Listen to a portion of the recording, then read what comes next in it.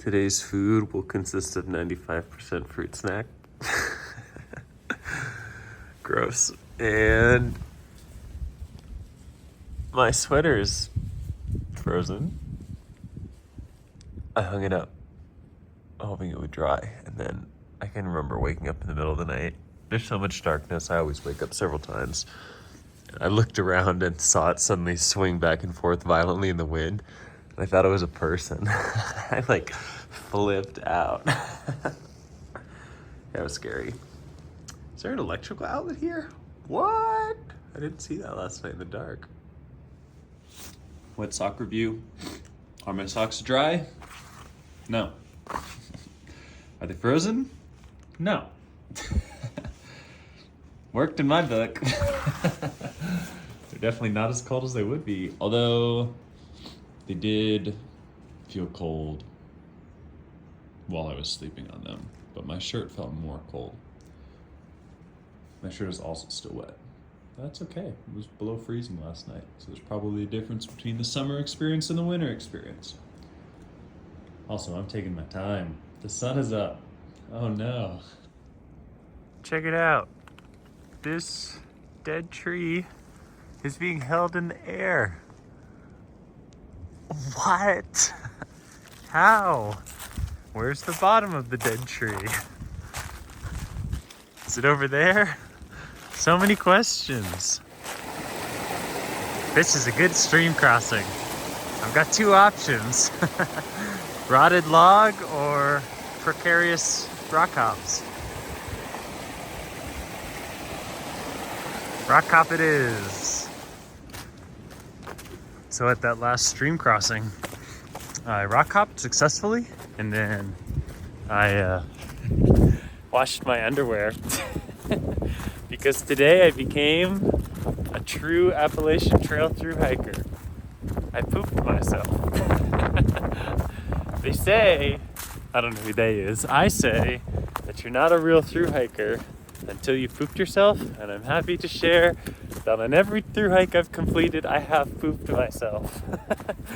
On the CDT, I had run out of toilet paper and bidet water. I was walking into Grants, New Mexico on the road, having just camped at the El Malpais Ranger Station. And I didn't want to poop at the ranger station. It was closed. I couldn't use the bathroom. I didn't want to poop in the park there. And then I found a place to poop on the road, and I pooped and used the last of my bidet water, thinking that would tide me over until town. And then I had to poop again 10 minutes later, and I was trying to pee, and then I pooped myself. And couldn't do anything about it for the next 6 miles of road walk until I got to the subway and gas station where I cleaned myself. On the PCT, it was ostensibly worse. Ooh, how about this? I was pushing big miles to get through Northern California. So I was going 35s, 30, 32, and you have to eat so much.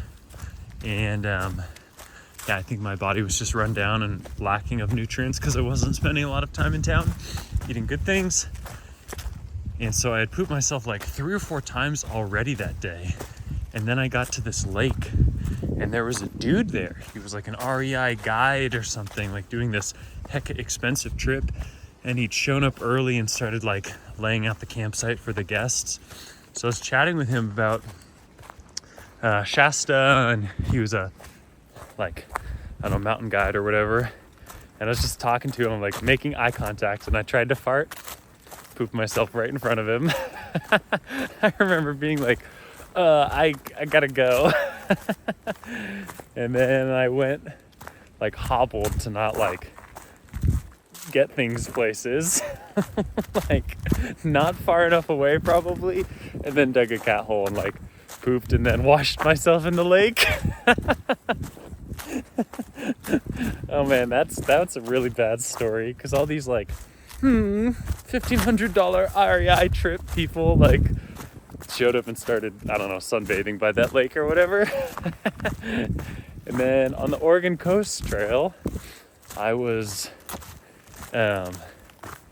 yeah, like the night before I'd eaten like a whole log, like yes, a log of mozzarella cheese, and had like ketchup mayo with bread and mozzarella cheese out of like a small town grocer. Way too much fat and not enough fiber. And the next day was road walking towards Tillamook, and there was nowhere to go. It's just me, the road, and the ocean. And I knew I had to go like right now. So I ran across the road and then dropped down like right next to the ocean, and there are cars like zoo, zoo, right overhead, and I'm like evacuating my bowels. And it was funny because I remember like looking out over the bay, and there were these two outhouses like on a float pontoon thing, just like out there, like, I don't know, 50 or 70 yards swim away. I was like, why are there outhouses in the bay but not where I can get to them? It was funny. And wow, this is a long set of stories. And today I should have just gone in the outhouse by the privy by the shelter, but I really hate using like municipal places to poop. I'm a germaphobe, even though no one's out here. So I was like, it'll be fine, I'll hold it. Nope, it wasn't fine. And yeah, the process was pretty gnarly, and I was very, very, very cold because of having to undress and how long it took, and the fact that it's well below freezing and there's lots of wind chill out. So yeah, pretty miserable morning. Okay. I just found some sick sunglasses on the side of the trail, and they match my orange aesthetic. Hell yeah, thanks trail gods. They're yeah, pretty like scratched up though. But I think this is a pretty fancy brand. I don't know, maybe it just poses as a fancy brand. It's probably more accurate. But cool. These sunglasses are miserable to look out of, they're so scratched. Every time you enter a draw, the wind just like, well, it seems quiet now. It was really windy when I first pulled out my camera. The wind, the cold air just like pours down, and yeah, it's crazy. It's like a completely different environment. Water crossing, nice. See, that's basically a bridge.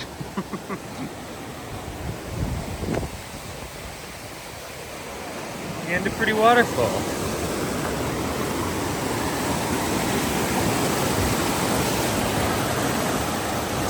Wait, look. There was a bridge. See? So, there is so little to complain about right now. It is beautiful and warm and not windy on this side of the mountain. I think the storm and how soaked I got was really interesting learning experience. And for example, I just put on this sweater, which is very frozen and very wet still. It felt dry when it was frozen. Now it's cold and wet. But yeah, it's so warm and I'm going uphill and I was overheating. So this is the perfect time to put this on and like use my body temperature to evaporate off the water. So even though it's nice now and the storm is past, I'm still doing a little bit of work and experiencing some discomfort to recover from that experience and then prepare for, or at least set myself up for, the next sort of unexpected hardship. So yeah, I'm like doing laundry out here. I'll probably put on some wet socks in a little bit and dry those out while I walk too on my feet. Through hiking. Okay, this is funny. There's the Trimpy shelter, and there have been signs for it. And every time I see the word Trimpy, it makes me laugh because I think it sounds like shrimp. Shrimpy shelter, Trimpy shelter. So, I love playing Dungeons and Dragons. I'm a big fantasy sci-fi guy. I'm a nerd for sure. And when you play Dungeons and Dragons or a role-playing game, you sit around the table with your friends and one person has kind of curated a world and a story, and then the friends around the table engage with it.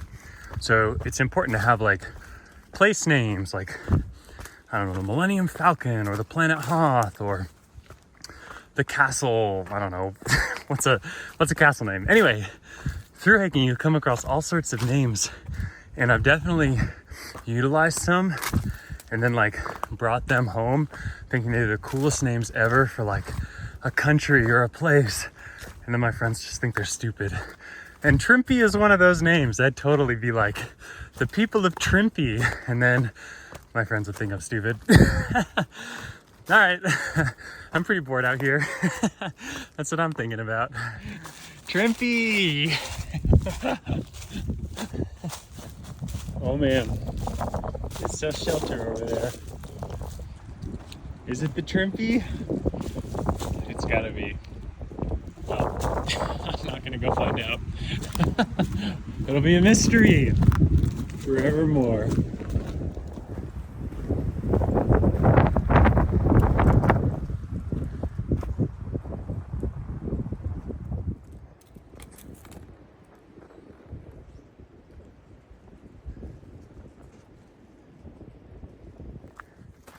Now this is a fancy lean-to, and you can even go swimming down there.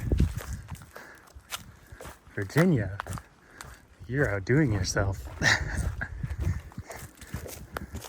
Oh, there's a parking lot beyond it though. I bet you this place gets really busy. Probably not the most fun, at least not for me. Double decker, wood stove, outside closet. Oh boy, it's like a home makeover reveal. Wow. Wait, what? What is this? What? Oh, it's broken. We're going up.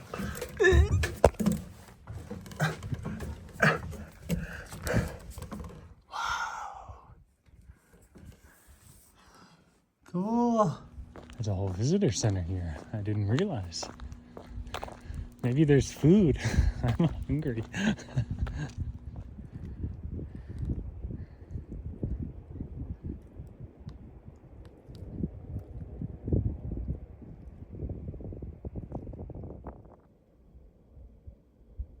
Appalachia is so stunning. There's a silo down there. There's fields. It's only marred by the big rigs I can see driving on the highway and the telephone poles. But man, I mean, it makes sense why people love it. Oh my goodness. What? I shouldn't have talked. I should stop talking. I'm disturbing the peace.